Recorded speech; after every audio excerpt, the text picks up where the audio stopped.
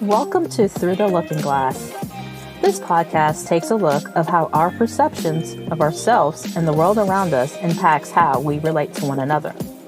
The goal is to use the looking glass theory as a foundation while we discuss societal, cultural, and mental health concepts that allow us to build authentic relationships as we become our authentic self, attracting the connections meant for us.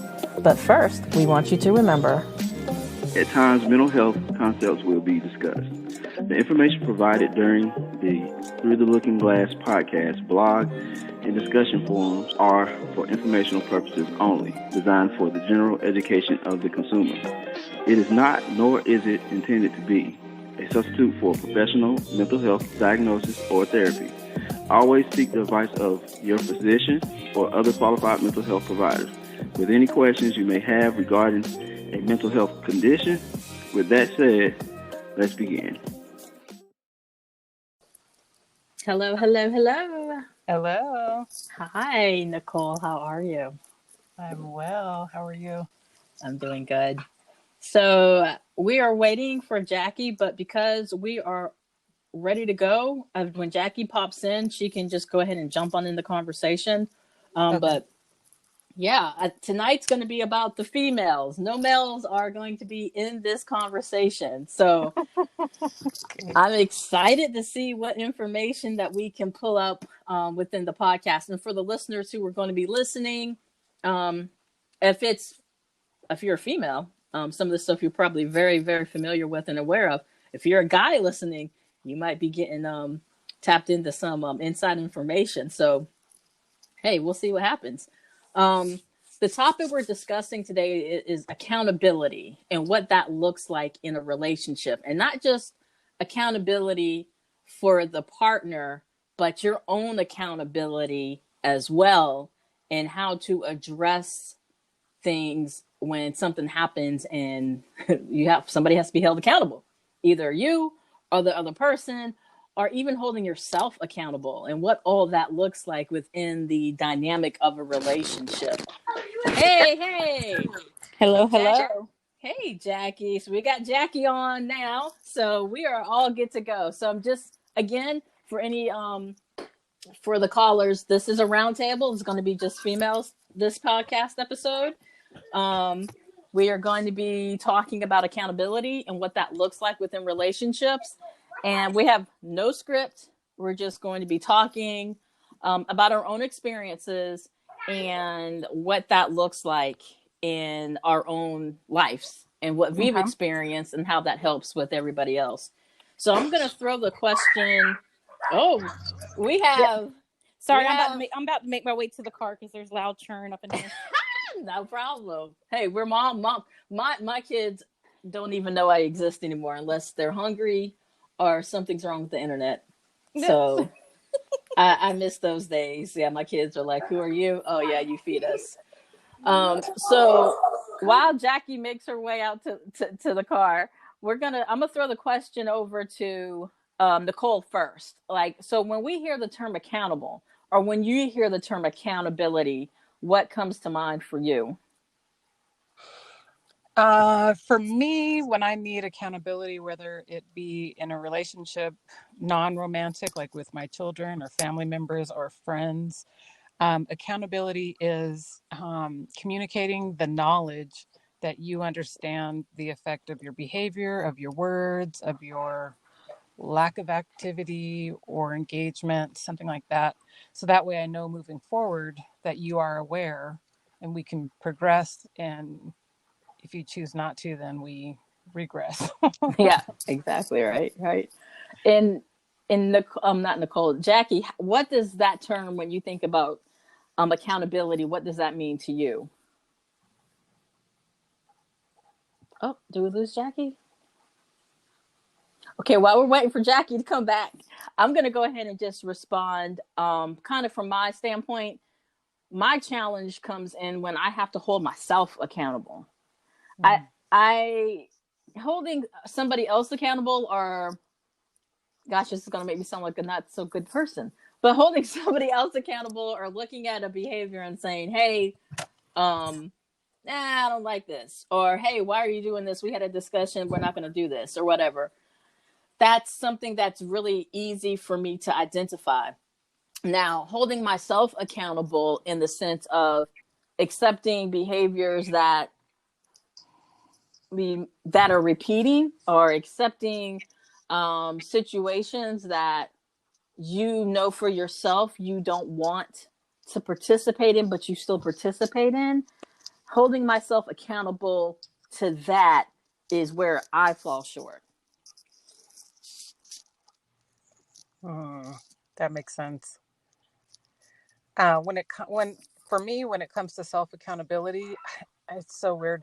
I always put the goal out in front. So, for example, if the goal is to lose weight, I'm going to hold myself accountable. Like, okay, if I eat the entire cake, then you're just accepting your current weight. Or whatever the case is. And so by putting it in my mouth, I'm like, oh man, I'm not accepting it. And then I'll put it down, if Yeah, that makes so it sense. sounds like there's the level of having the willpower. So willpower kind of goes with accountability. Correct. Yep. So when we talk about willpower within a relationship, what does that look like? Because I never thought about pairing those two words together, like having willpower within a relationship. This is so perfect. Okay, so accountability, is the knowledge that, so if I say, for example, my love language is quality time, and you choose not to spend any quality time, and to bring it to your attention, I say, it makes me feel 1, 2, 3 when we don't spend any quality time. And then moving forward, the progressive part that we're making progress is the willpower to say, okay, Nicole feels good when we spend quality time, so I'm going to make it a point to spend quality time with her. Versus, I know that she values quality time. I'm not going to make that a priority or important and keep it pushing. So the willpower is to understand the lesson. Like, the lesson is she feels some kind of way when you don't spend time. And the willpower is to say, like, oh, I do want to spend quality time because I want her to feel some kind of way. Okay, so the willpower in that example is falling on the recipient of the conversation, right? Like, I need to make these these behavior changes. If the relationship is valued, if it's not valued, then it Yeah, doesn't matter. yeah. Jackie, are you back? I'm back. Can you hear me? Hey, yep, loud Okay. and clear. I'm hiding in my Yeah. car, so. Me too. Hey, I do that on a regular, let me tell you.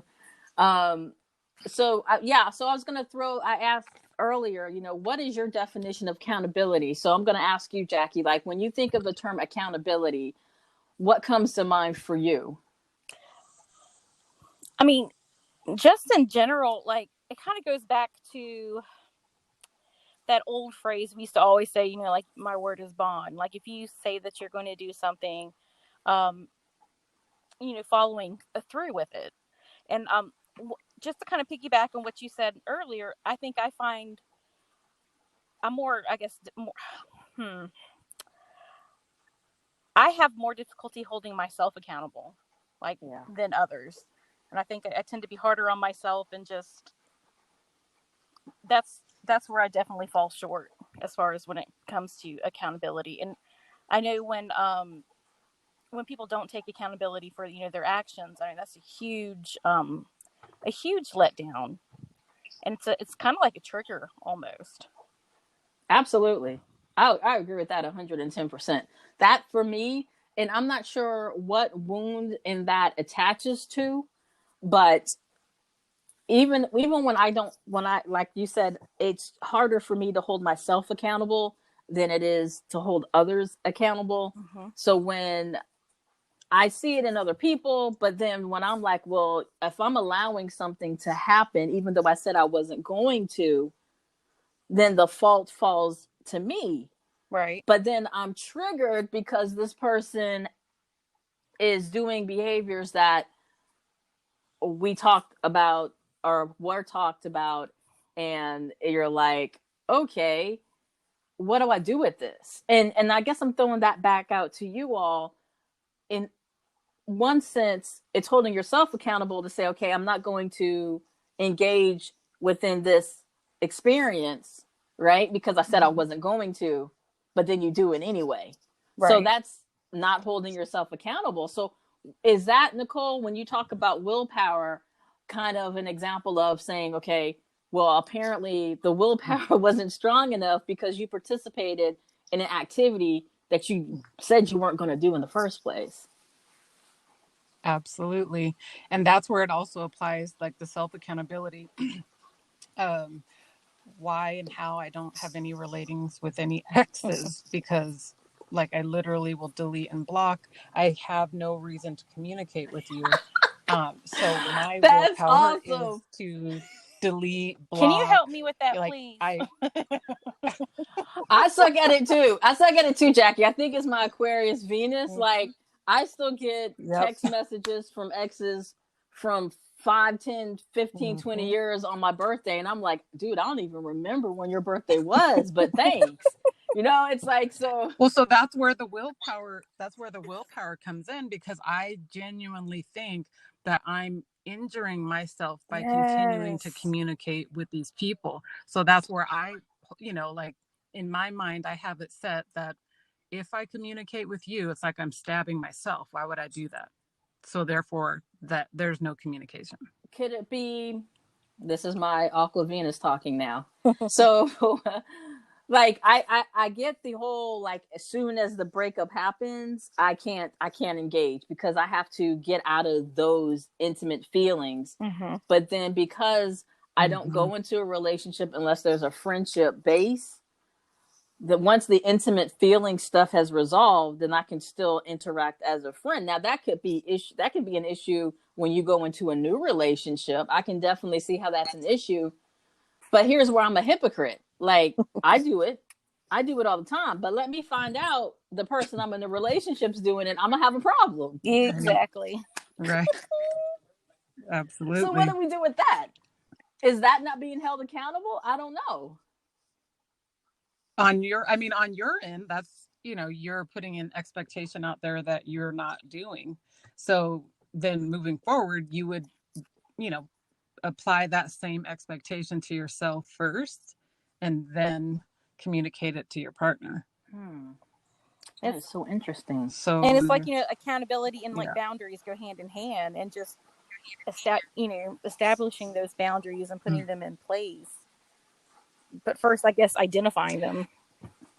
Yeah, absolutely. I have a question for you ladies, because I have been swimming on the internet relationship pools. And do you all think that the holding somebody accountable or proving the point is more of a woman thing or a man thing?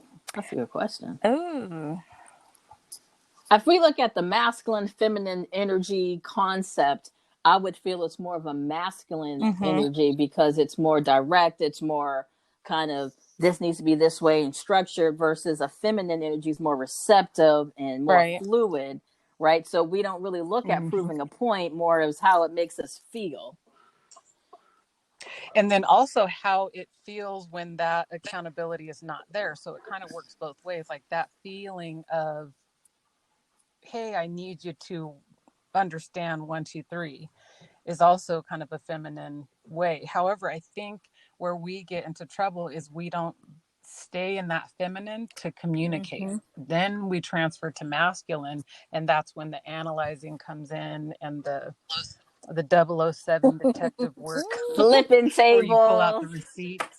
In 2009, you said on March 13th, So definitely, I think we transfer into the masculine. And I honestly think that that's where the masculine side has the issue.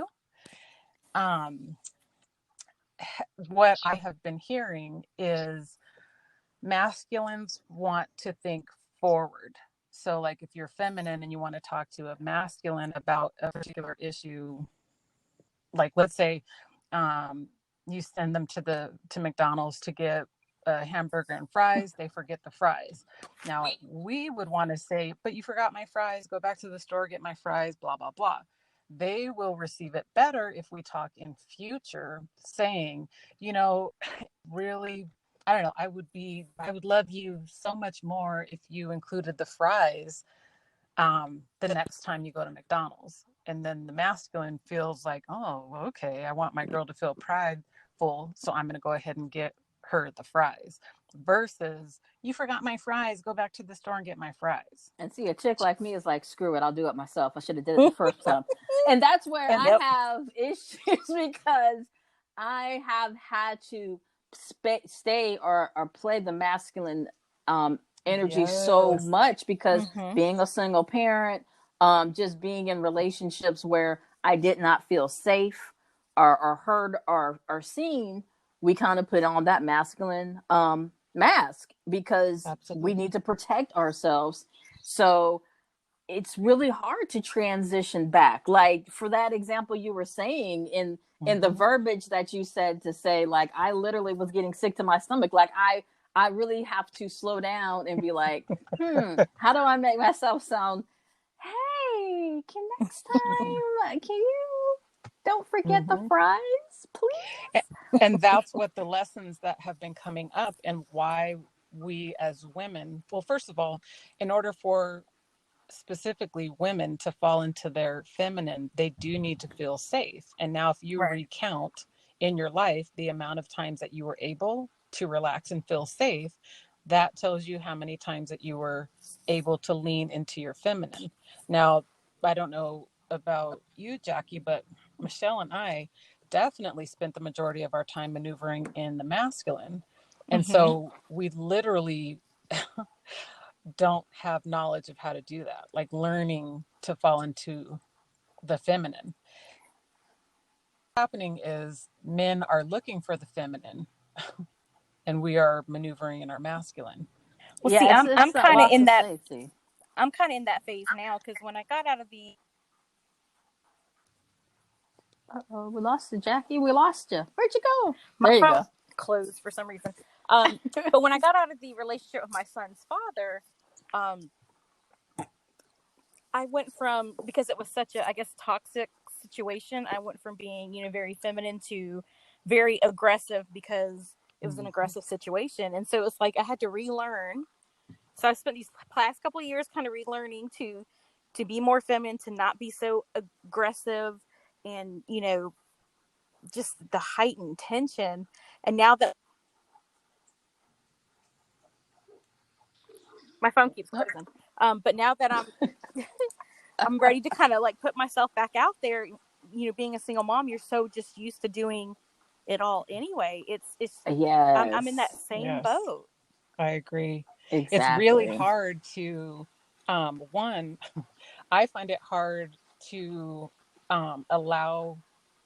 allow, like, I don't know how to need, you know what I mean? Mm-hmm. And verbalize it like I need, and then allow a masculine to fulfill that need. That's a challenge. And then also, because we are so hung up on the accountability, wrapping my mind around like what they said in 2009 doesn't matter. What matters is moving forward and future behavior. That's where I'm like, Right. okay. That's a challenge, and that's a challenge Absolutely. because you sit here and then in the mental health aspect, the whole methodology, well, not methodology, but the foundation of future behavior is best determined by past behavior, right? And if this person has of somebody that knows that change is needed but has not done the work to do the change, when they're stressed they revert back to what they know. And even allowing myself to fall into the feminine, because previous relationship I was in, there were moments where I did feel safe. That I felt that this Mm-hmm. person was physically able to protect me. This person was intellectually able to protect me. So in those areas, I felt safe enough to attempt to put my toe in the femininity, right? But then, Mhm. right when I felt not safe emotionally, the walls go back up, Right. and it's like, okay, see, I tried it, and this is what happened. I because you said the mental health piece, I do want to put the caveat of all of these things that I'm talking about as far as falling into your femininity. This is already after you have vetted them to be a healthy, uh, potential partner. Like, this is Gotcha. not a toxic situation. This is when, you have done your vetting, you're dating, you're talking, to where now you feel okay allowing some feminine traits to rise to the top. So what happens when we're looking at, okay, accountability, and we said that, that's more of a masculine thing to identify when somebody needs to be held accountable. So does that mean, as the females who are acting within the feminine role, when a behavior happens, what do you do with that? Do you just say, okay, it's happening again, and now it's my decision if I want to play in this scenario or not? Or do you say something? You do say something to address it. However, you say it in a feminine manner, not nagging or not. Mm-hmm. It's all in the presentation, and you can say, how it feels, but the masculine thinking mind is thinking there's a problem. How can I fix it? So we as women together, we would focus on, he did this and he did that and blah, blah, blah. To when you're talking to your man, forward thinking, you think future, like I said, next time bring me the French fries and all will be well. That's where they're going to focus on problem solving versus dwelling on the problem and proving the point. If they're actually wanting to do it, right? And Right. that's the big piece, is even if you have the conversation in a way that's non-confrontational, it's really up to the other individual if they're going to hold themselves accountable, right? Because I mean, we can say this, that, and the other. This is how this made me feel moving forward, but at the end of the day, it's going to be up to that individual if they're going to want to do anything about that. Well, if they're wanting, and see, that's where it comes to the, you've already done your vetting for a positive relationship experience. If they want a positive relationship experience, then they'll act accordingly, meaning correct the behavior in the future. And that's a question for both of y'all. What do you feel is an appropriate time for the vetting, quote unquote, of an individual in a relationship? What does that look like? Kind of like, you mean like time lapse wise, like, Yeah, like when you're getting to know somebody in how they act and interact, and when you hit conflict, how do they resolve conflict? How do they, like, what is the proper time when we talk about vetting to make sure that the individuals that we interact with are worth moving forward? That's a good one. For me, like, I think talking to somebody for at least a month, because we all are 007 and we strategically know how to ask these questions, and we will do our research as far as, like, do you have a record? Am I going to And be our girls would safe? do the research as well. Right. Yes. Right. Yes. Exactly. Facebook I mean, stalk. We literally right. have a whole team. Exactly. So as far as, like, and to me, it is, if you are talking more than via text, and if you're having phone conversations, like, that should be enough time. Now, when I swim in these rooms, what happens is there's the initial meeting, and then there's some talking to see if there's attraction, and you do some form of vetting before you actually meet in person. And then that's like another assessment of chemistry to see, Right. do you continue or not? And so all this happens within the first, all this happens within the first month, and all of this was pre-COVID. So, And what things have, about the situations where that it's not something that's online, but the person like in real life?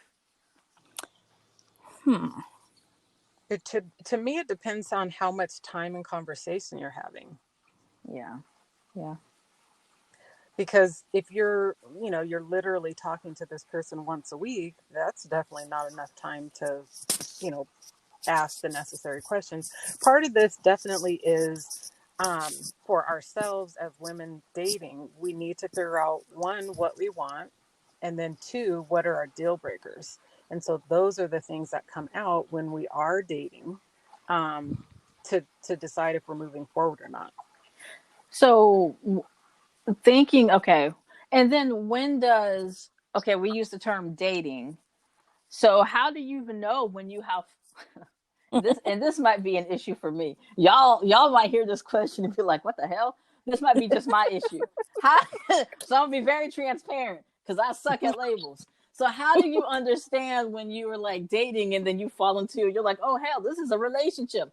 Where is what? How does that happen? Like, is there supposed to be a Yeah. conversation, or is it like, okay, we're done dating, so now it's a relationship? Like, because I don't know. Like, I have literally never sat down and said, okay, this is a relationship right now. It's kind of like, hey, guy.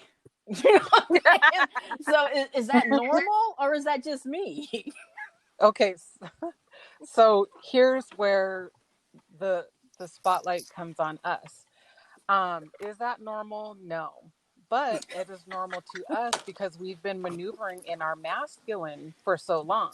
In the ideal world, the masculine is supposed to lead not only that conversation, but the relationship. Right. And identify And it. we need to be able to fall back to follow. Even when they're not engaging, I'm then sorry. we know. And so what happens is, by us just going along with the flow, we're following their lead, and so we're not respecting what we want or our boundaries. Ooh. Ooh, So that's it's like we're good. co-signing on the Yes. BS. Yep. Because that's kind of what happens. It's like, oh, we're in a relationship. How did this happen? Or even when I was more in the space of not being so healed and doing the work, Mm-hmm. that was always my out. And I've spoken about that in my podcast on the other side, where I just never had labels because that was always my exit. So Right. I can always say we were never anything in the first place. So we never. What is So this? now moving forward, okay, so I'm assuming we all want a masculine male. We want somebody that will take the lead, because we don't always want to be the leader. If we go to work and we're the leader, we don't want to be at home and be the leader too. Right. To me. So when we are presenting for a dating situation, we know our deal is you need to be a leader. So if I'm being approached by a gentleman and he displays behaviors that's not leadership like, why would I continue to date that person? Ooh, true. It's almost like, if I know I don't like people that wear blue shirts and this guy shows up to the date with blue shirt, I'm like, yeah, no, this isn't going to work. So that's Right. how But where do we hard we need give some grace? Because I know for me, I'm not a video chatter. I can't stand it. Like, I Oh, cannot stand it.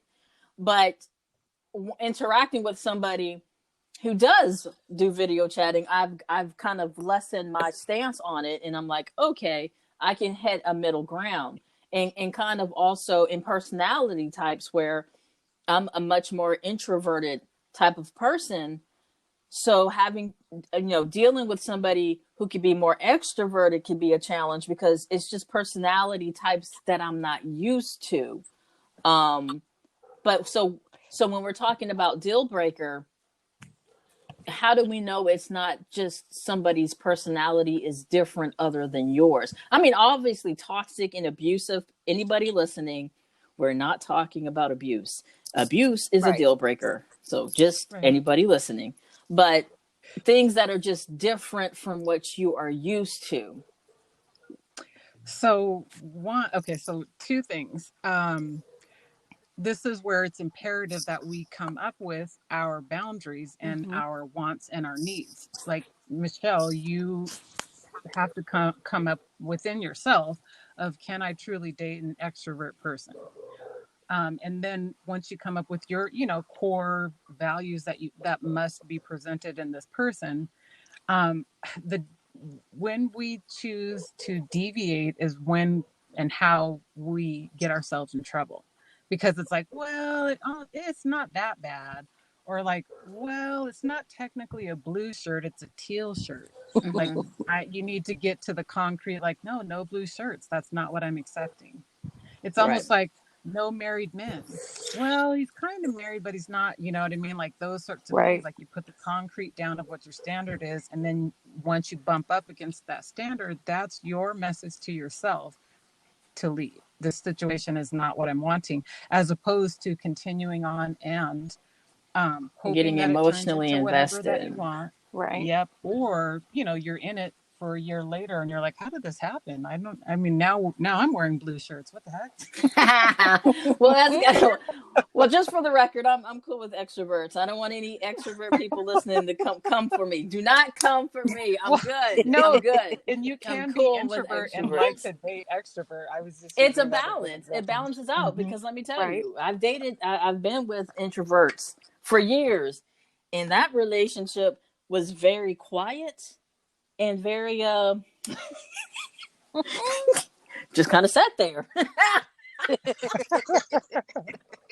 mean, it worked for us, but like we literally just kind of would be like hours would pass. We have read books side by side. Hmm. We have been on the computer, been on the phones, listened to each other breathe. So yeah, the the extroversion energy balances it out. Like I'm like, Hmm. oh, I kind of like this. Oh, this is funny. Hmm. Oh, it doesn't bother me when so and so does blah blah blah. So Yeah. yeah, I don't want any of the extroverts coming for me. I'm good. But Yeah. No. I was just using that as an example of, for me, drug use. Drug use is a deal Yes. breaker, Yep. Yeah. and I just and then smoking. I'm not really vibe. I can't vibe with a smoker. Not saying like anybody who smokes. Hey, that's what you want to do. That's what you want to do. I just that's a challenge for me. One of my exes was in the process of trying to quit, and I know every time he would go out to smoke, it would do something to me because I'm like, you're hurting yourself. So my concern for you hurting yourself would come across as nagging, and that's not what the intent was. So it was just a difficult thing to maneuver. So I've chosen to say, okay, if you're smoking, nah. If you smoke, yeah. Hmm. So that would be a deal breaker. So if you went on a date or you were talking to this person on the phone and they lit up a cigarette, Yeah. that's definitely something that you would say, yeah, I don't think this is going to work.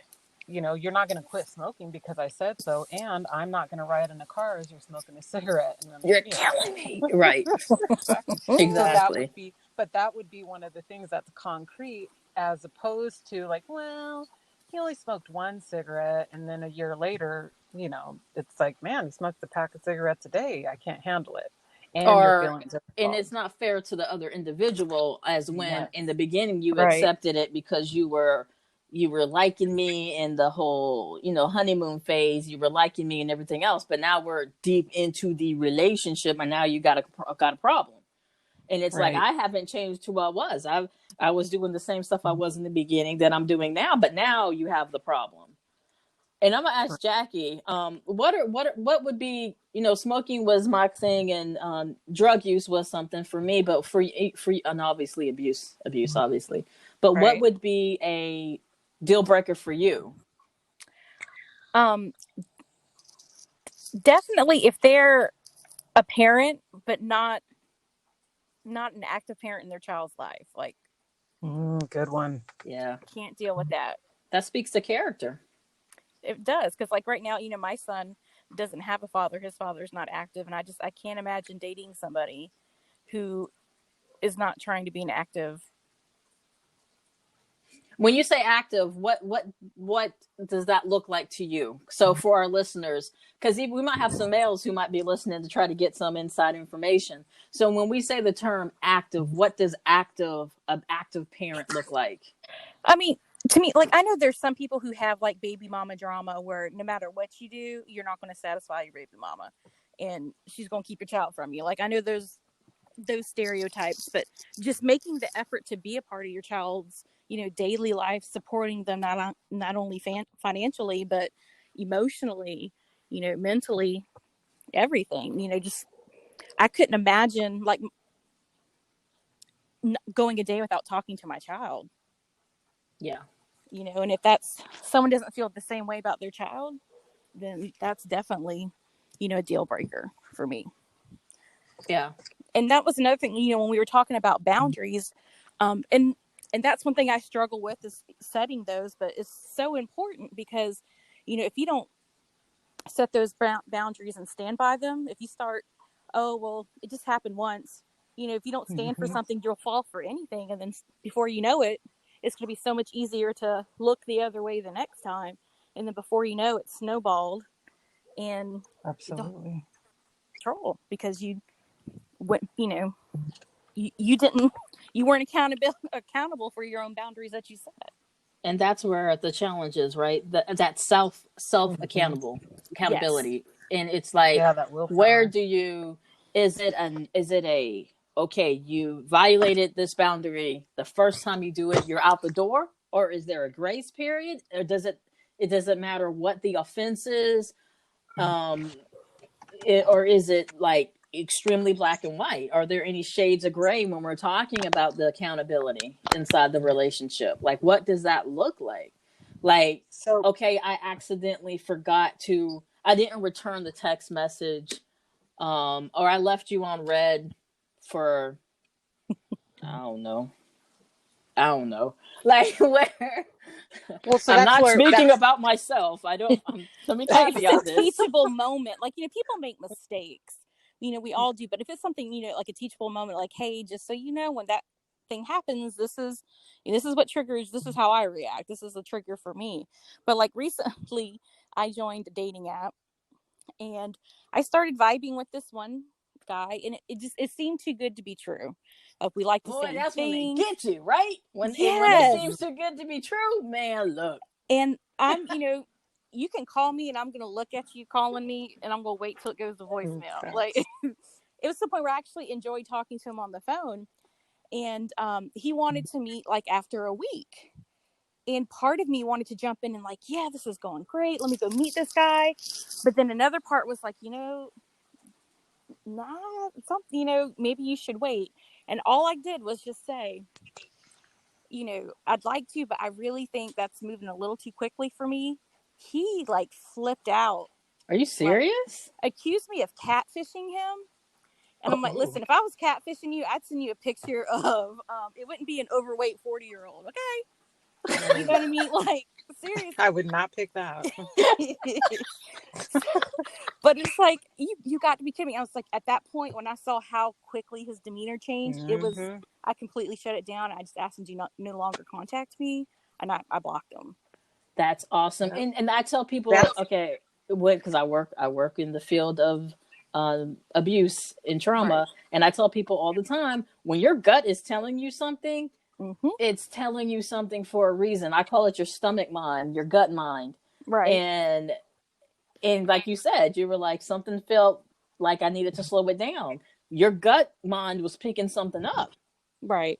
And it's so awesome that you respected that feeling within yourself, because so many times, and so many clients I've worked with will ignore those feelings and proceed into this. And then we have the point where we cross emotional investment line. There's like a line of emotionally invested. Once that line is crossed, it's so difficult. It's so difficult to come out of it. Right. You're absolutely right.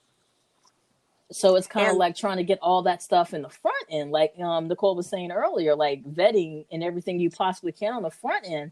But sometimes some things don't pop up until later. Yeah, that's right. I was like, oof, no, sir, I'm not doing this. No. Yeah, no. And then what happens that when... was a perfect example of a boundary being bumped up against, and you were like, I'm done. That's exactly how it's supposed to work out. Once we figure out what our deal breakers are and then what we want. And staying and holding yourself accountable. See, and it might old Jaqui would not have done that. Like, old Jaqui would have just gone with the seat of her pants. Like, let's meet. And then, So I was really kind of proud of myself. I'm like, all right, come on. I've been reading about boundaries. Well, we're proud of you too. This toxic relationship. Absolutely. Like, when you've got kids, you have to. Yes. You have to. Oh, that was another thing that I was going to share when it comes to accountability.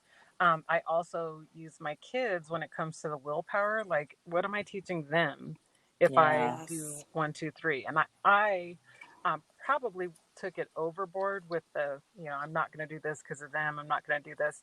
Well, now that they're grown, I'm like, whoa, I literally can do whatever. So now it's like, really getting to the crux of who Nicole is, what she does and doesn't want, the boundaries, the deal breakers, all of that. Right, right. And it's having that conversation, like an honest conversation about, you know, what some boundaries are created because of the way behaviors make you feel, be it that if it's a trigger, be it that Right. I know for me, lack of responsiveness triggers the hell out of me. And Oh yeah. I know it's attached to something, but even though I'm trying to do the work for that, it still needs to be known that if being ignored or having no response given, like, that's not going to work for my personality type. It might work for other people. You know what I'm saying? It might work for other people, but we're busy people. I'm a very busy person. If Right. I've taken the time out of my day to interact with you, to talk with you, to text you, to call you, and this is a relationship, then there needs to be some back and forth. And that was an issue I had in my previous relationship, where I'm like, are you kidding me? I text you like 2 days ago. Like, that's Yeah. not cool for me. That might work for other people, but for me, this is not working. So, so there's a few things when it comes to that. Um, and now I'm putting my EI hat on. And the root of that communication is, well, do you know the root of why the lack of communication bothers you? Well, actually, I do, because one of my clients told me, it's so funny because when I'm doing therapy with my clients, I learned a lot from them too. And Mm-hmm. she had the same situation, and she said, "But you know why it bothers me? It's not because I'm not getting a response. It's a form of rejection." There you And Oh, go. I'm like, yes. and that's my wound. Abandonment and rejection are two Yes. wounds that I have. And your lack of response or being ignored is a form of rejection to me. And that's why I don't Correct. do it. Okay, so perfect. So now let's say you are getting in a situation and you're trying to figure out, um, is that a deal breaker for you? For a fact that lack of communication is um, is a boundary. However, everybody's definition of lack of communication isn't the same. Right. So that's where a conversation of you expressing, you know, lack of communication. Like, what does communication look like?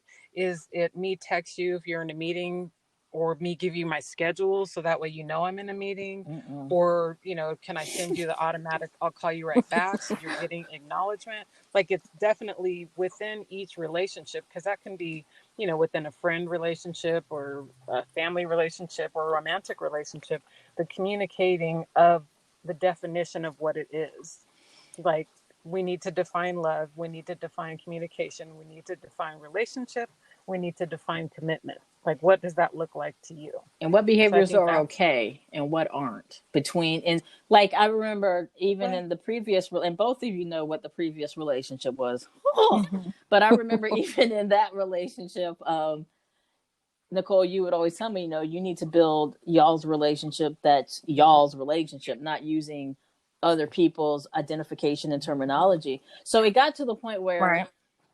I was like, okay, we had to compromise. I'm like, hey, just give me a freaking thumbs up. You know what I'm saying? Like, give me Right. like, you got it. Don't freaking read my crap and then act like I'm not even worth you giving me a thumbs up. Like, that's not cool. But then Well, there's relationships where they don't care. And if but you see, are that's listening to where them, that's awesome. I'm not that but person. then so that's what's happening is within the relationship communities. If that type of thing keeps happening to where it's uncomfortable, this uncomfortability is going to continue. So that's where you pull yourself out of the situation. Like, yeah, that's not going to work. I'm doing what's best for me. I'm not going to continue to have this lack of communication. I'm out. Right. And there's a question for both of you. How long is too long to take or be in the uncomfortable space? How long is too long? Um, Honestly, because I've been in an uncomfortable relationship for a really long time, I think my my flight level is really thin right now because I don't want to be uncomfortable because I know I don't have to be. There's somebody else out there that can probably communicate better or love me better or have Right. a better understanding of what I need to be able to meet my needs. Because if I'm going through the effort to be quote unquote feminine, what would I like? What am I getting? Right. More frustration, more uncomfortability? No thanks. I'll figure it out So are you somewhere else. talking about a couple days, a couple hours, minutes? Well, people have kept me in it longer than I want to be in it. Like, like my friends, like, well, it's not that bad. And I'm like, wait a minute, this sucks. This is uncomfortable. So, and to me, it depends on, have I known this person or are we just dating? I would think maybe a month max Okay. for like, okay, week 1, cool. You don't know that I don't like that. Got it. Week 2, that's weird. You're still doing it. Week 3, I'm saying something. And week Right. 4, you're keeping it up. Yeah, no thanks. Right. And how about you, Jackie? How long is too long to be uncomfortable?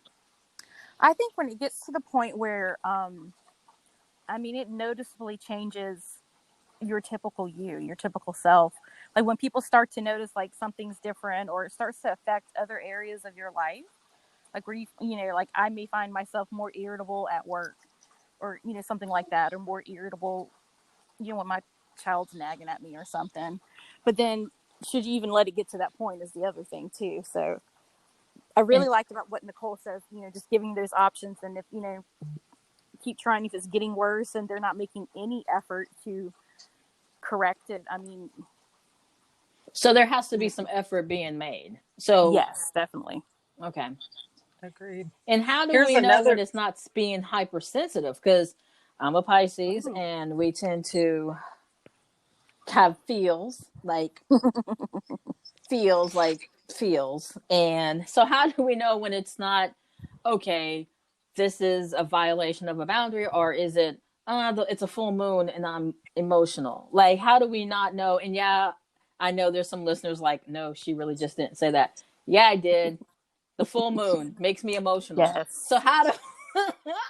how do we know it's not just being hyper emotional versus, oh no, he didn't type I think of. that's where you can, you have your typical tribe that you can, bounce certain things off. I think if you have someone that you can trust, that you can talk with, be like, listen, you know, am I being a little oversensitive right now? Like someone that you trust, your tribe, that you can talk to about it. That's true. That's true. so for You ladies have been for me, and my brother's a big one because my brother gives that masculine viewpoint, and I will run stuff by him, and he's like, "Michelle, you're tripping." And I'm like, "Oh, okay, that's what this is." So, but it's just good to because I trust him, but also because he can speak to me from that masculine viewpoint. Right. And sometimes he'll bring stuff back to me where he's like, this is hitting into your area or your issue with control.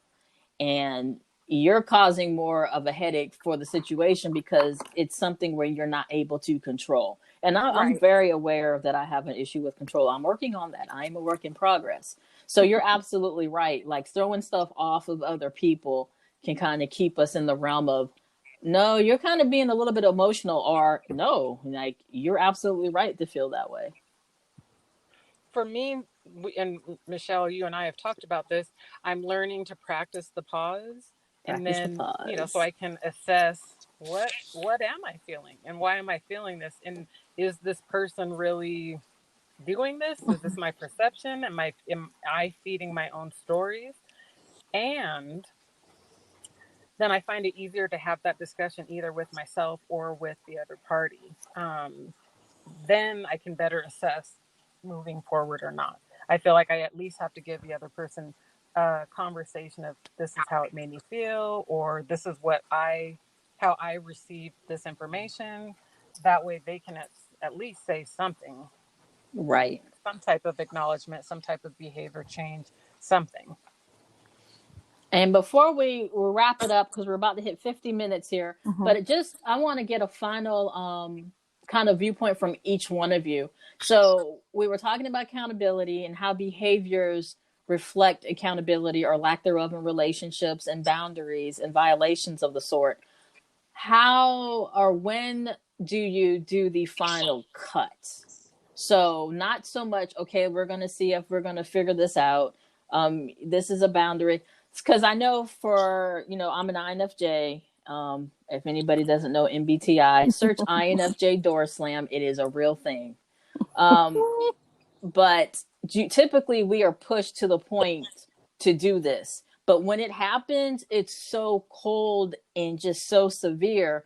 It's not just I don't associate or I don't rock with that person no more. It's like that person never existed. That person is dead to me. And I don't ever like putting somebody in that space because I know my emotions literally cut off. It's the weirdest thing where you could feel something for one person a certain minute and then the next you don't. Right. So where do you all feel that, okay, I've done this, we've talked about this continues to happen, blah, blah, blah.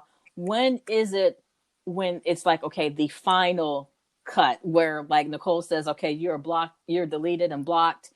And I'm not talking just in the dating format. I'm talking about like if you're in the active relationship, where do you say it's a wrap? When you're continuing to, so for me, it took a lot, and I'm not all the way there, but to get to know who Nicole is, to pour into Nicole, to really assess what Nicole does and doesn't like. So I feel like I'm standing tall with my shoulders back, head high. If your behavior or your words is affecting that, you got to go, because I love me more than I'll ever love you. Ooh, so when your behavior starts poking at, making my shoulders slump forward and making me feel some type of way, that's not healthy. And I'm not doing that anymore. I've done it before. Good one. How about That's you, Jaqui? Perfect. I would have to agree with Nicole, because before I was always that person that I would do anything possible just to make it work, like anything short of sin almost. And would stay in these horrible situations just thinking, okay, well, if this happens, then things will get better. But then that happens and it doesn't. Oh, well, if this thing happens, it will get better, and it never does. But recently, one of the hardest things I had to do is learn to love myself and learn to forgive myself. And that's still a work in progress. But I've noticed recently, since I've been ready to go back into the dating field, that